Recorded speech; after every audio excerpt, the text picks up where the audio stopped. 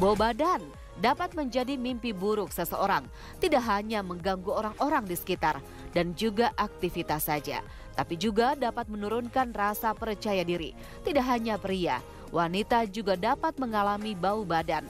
Lantas, apa yang menyebabkan seseorang mengalami bau badan? Dan apakah bau badan dapat menjadi indikasi adanya gangguan kesehatan? Simak perbincangan Dr. Ekles dengan Dr. Ade Satya, spesialis penyakit dalam di segmen kali ini.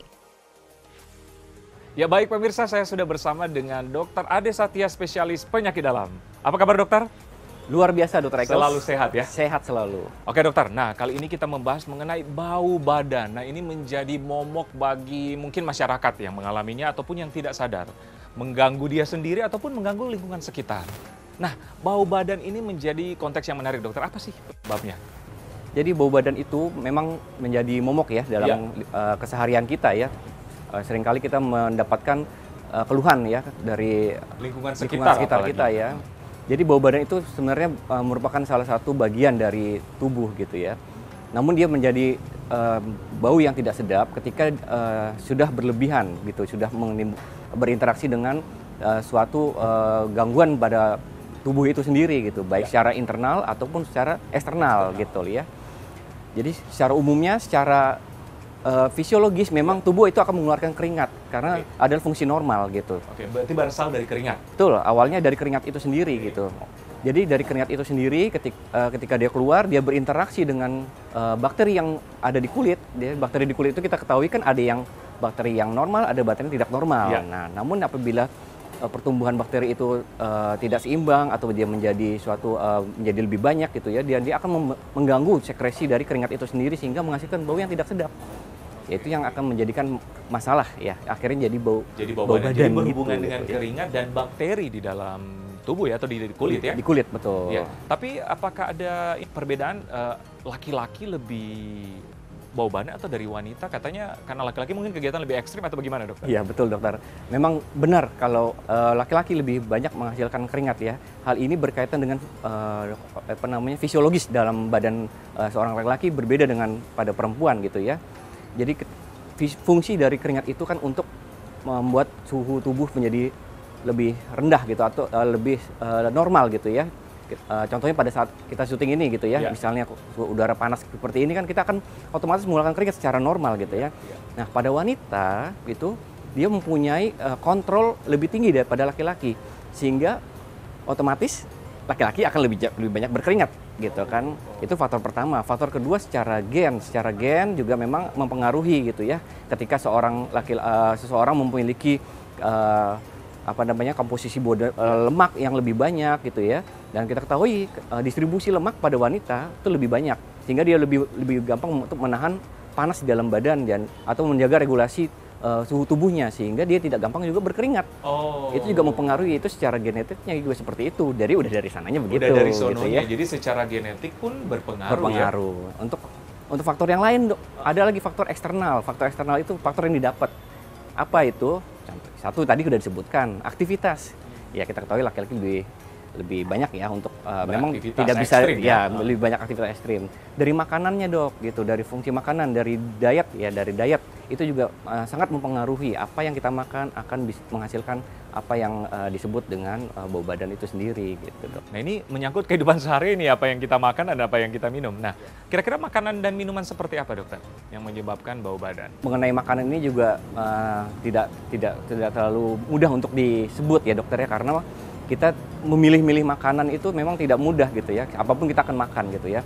Namun secara garis besar makanan itu kan ada yang terdiri dari karbohidrat, protein, lemak gitu ya dokter ya, secara itu dulu.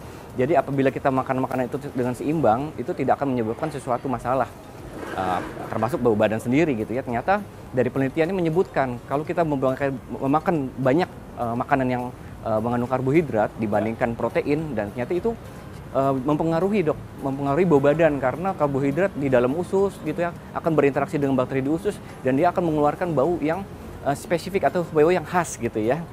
Bau yang khas itu ya bisa mengganggu bagi orang, mungkin tidak juga bagi yang bersangkutan gitu kan. Sedangkan makanan-makanan seperti makanan buah, sayuran, dan itu dalam penelitiannya disebutkan kalau memang dibandingkan antara yang banyak mengonsumsi makanan seperti vegetables atau sayuran, buah-buahan dibandingkan yang tidak, dan diikuti dalam jangka waktu tertentu, ternyata memiliki bau yang lebih menyenangkan pada yang makan banyak buah dan sayuran dibandingkan yang tidak gitu. Nah, jadi dengan dasar itulah disebut bisa dibilang kalau memang makanan sangat mempengaruhi bau badan gitu ya, terutama sekali ada lagi makanan-makanan yang aromatik, artinya makanan yang memang menggunakan bau khas. Ya, belum dimakan pun sudah bau khas. Gitu. Contoh sederhana ya kan, bawang putih. Ya kan, kita ketahui bawang putih itu sendiri memiliki bau khas ya. Untuk orang yang senang ya tentu senang dia makan bawang putih kan. Terutama bawang putih yang mentah, dokter. Bawang putih yang mentah dibandingkan bawang putih yang matang itu memiliki tingkat aromatik yang lebih pada yang mentah gitu. Apabila dimakan akan menghasilkan bau yang lebih atau aroma yang lebih menyengat gitu ya. Oke. Jadi memang tadi dokter bilang berarti pertama makanan bisa menyebabkan bau badan. Kedua, pria lebih cenderung. Ya. Kalau masalah kebersihan berarti ya, karena kan keringat dikombinasi dengan bakteri menyebabkan bau badan. Berarti kebersihan seseorang berpengaruh ya? Berpengaruh sekali, dokter. Karena memang keseimbangan bakteri di kulit kita itu memang dipengaruhi oleh kebersihan kita juga gitu ya di sana. Gitu. Yang paling simpel ya harus sering mandi ya. Ya, paling tidak mandi minimal sesuai dengan anjuran lah ya, pagi dan sore gitu. Memang pada kondisi-kondisi tertentu kan memang ada ya tempat di luar sana yang memang mandinya hanya 1 kali sehari ya. Tapi kan memang situasinya tidak seperti kita di Indonesia ini. Dengan cuaca suhu yang lumayan seperti ini gitu ya.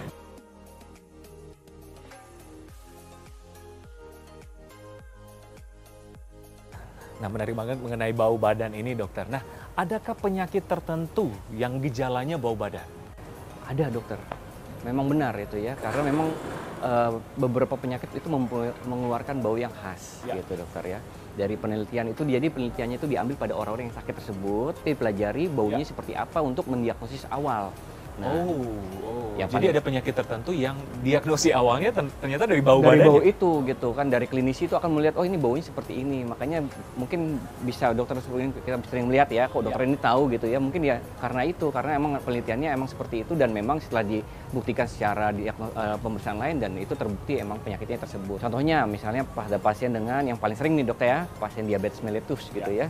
Ya, kenapa? Karena kadar gula yang tinggi gitu ya, insulin yang rendah di dalam badan sehingga badan itu memecah lemak di dalam badan. Nah, lemak di dalam badan itu menghasilkan aroma yang khas. Aroma apa? Aroma asam, dok. Disebutnya aseton gitu ya. Dan baunya itu sangat khas dan ketika kita mau sekali mencium bau itu kita akan ingat selama seumur hidup tuh biasanya, dok gitu. Dan itu gampang sekali dikenali gitu. Ada lagi misalnya pada pasien dengan gangguan ginjal gitu ya. Nah, itu juga khas banget ya? Ya, itu juga khas banget gitu, dokter. Mungkin tahu ya, selama pendidikan mungkin dikatakan ya, kita sering dikasih tahu misalnya pada kondisi tertentu itu pasien yang memiliki penyakit di organ tersebut akan memiliki bau yang mirip sama organ tersebut. Nah, pada gangguan ginjal baunya apa? Baunya jelas urium gitu, bau urin gitu ya. Itu juga khas, dok. Itu contoh-contoh sederhana dan ada lagi penyakit-penyakit yang jarang, yang langka seperti gangguan dari penyakit yang memecah enzim tertentu ya, itu akan juga memiliki bau khas ya, baunya manis, dok. Baunya bau seperti apple syrup. Nah, makanya penyakit ini disebut sindrom maple syrup gitu. Itu baunya manis gitu. Oke, baik dokter Ade. Bagaimana sih tips untuk mencegah bau badan ini, dokter? Ya, dokter Ikhlas. Jadi untuk mencegah bau badan secara umum ya, kita tentu harus menjaga kebersihan gitu kan. Menjaga kebersihan badan gitu kan. Yang kedua harus menjaga apa yang kita makan gitu ya. Untuk makanan-makanan yang aromatik mungkin kita harus melihat ya, mengurangi gitu ya. Kalau bisa mengurangi dan kalau bisa jangan makan mentah gitu ya. Kalau memang harus makan gitu kan. Dan tentu saja kuantiti atau jumlahnya terbatas gitu ya, dok. Terus yang ketiga memang yang tidak bisa dihindari jika sudah itu dilakukan gitu ya. Ketika ada memang harus dilakukan pemeriksaan, ya harus dilakukan pemeriksaan dan untuk mengetahui apakah memang ada penyakit yang serius yang dialami gitu oleh seseorang tersebut sehingga bisa dikontrol sesegera mungkin penyakitnya teratasi sehingga bau badannya bisa terkontrol. Benar-benar. Berarti Iya. kalau memang tidak karena keringat ataupun makanan, berarti ada penyakit tertentu. Iya, Ya, seperti dokter bilang tadi karena penyakit gula, penyakit gula, penyakit penyakit ginjal, ginjal ataupun kanker ya. apapun penyakit-penyakit serius seperti kanker. Oke, nah jika penderita-penderita yang sudah mengalami diabetes ataupun gagal ginjal atau gimana, apa solusinya dokter? Apa pencegahannya gitu? Iya, pencegahannya ya tentu saja kontrol penyakitnya ya.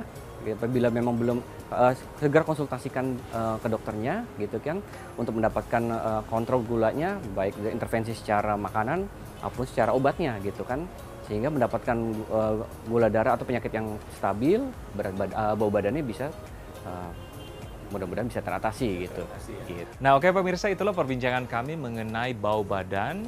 Jadi memang tindakan pencegahannya seperti tadi ya, jaga kebersihan dokter, mandi secara teratur, makanan juga harus dijaga, apalagi yang konteks bawang-bawangan ya, Ya, yang aromatik. aromatik, dan bagi Anda yang memiliki penyakit-penyakit tertentu seperti gula, diabetes, ataupun penyakit ginjal, otomatis tindakan pencegahan dan kontrol secara teratur sangat diperlukan. Betul. Ya, terima kasih Dokter Ade. Sama-sama, Informasinya Dr. Ekles. sangat luar biasa. Oke pemirsa, saya Dokter Ekles bersama Dokter Ade Satya, spesialis penyakit dalam untuk Hidup Sehat Plus.